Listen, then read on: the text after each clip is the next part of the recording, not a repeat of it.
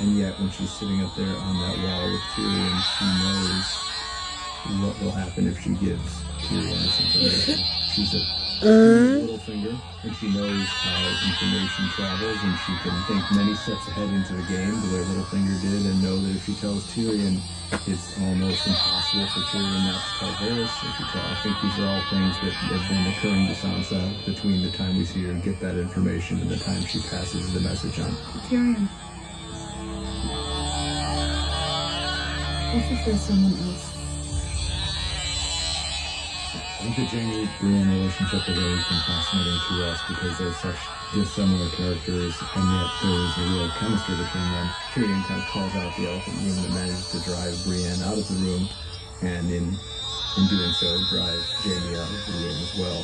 Even as drunk as they both are, it's impossible for them to confront what they're doing with words, even as they're doing it until the very end of the scene. The vulnerability that they show runs very counter to who they are as people. I do believe when Jaime decides to stay behind with Brienne, it's a choice that he makes with every intention of seeing it through. And he hears what Cersei's done. I think that's the turning point for him. At that point, Jaime really has to take a really long, uncomfortable look at who he really is. As much as Jaime cares for Brienne and admires her and loves her, he's got almost an addiction to Cersei that he just can't break. So even though he's giving her kind of a chance at happiness and some kind of different life for himself, he can't take it. He makes the choice to go back to Cersei.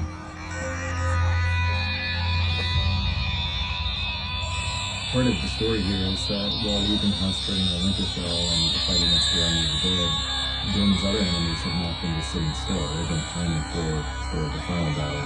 We saw in Season 7 that Tywin had invented this giant dragon-tailed scorpion, and it didn't quite work. Tywin went back to the drawing board and made even larger, more powerful scorpions. Dozens of them are now lining the walls of King's Landing, and dozens more are mounted on the decks of the Iron Fleet.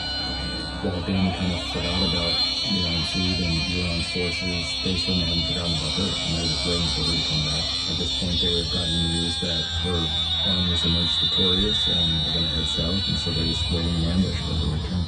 In some ways, the most important thing that happens to Daenerys in 4 is the death of her second dragon. Now she's got one dragon, and that dragon presumably is just as vulnerable as Rhaegal.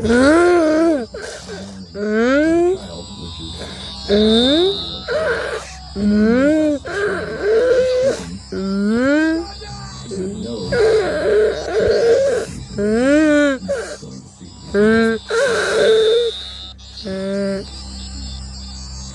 This is a moment for Cersei where she has a chance to flee and get away if she surrenders. But that's, I think anyone who knows Cersei knows she's not going to make that choice. And so my only chance now is to win. And that's what she says to Ned Stark in Season 1. When you play the Game of Thrones, Dany is this young queen coming back. Cersei's not going to give up the throne that easily. She's captured an enemy. Tyrion's perspective is, while we have these various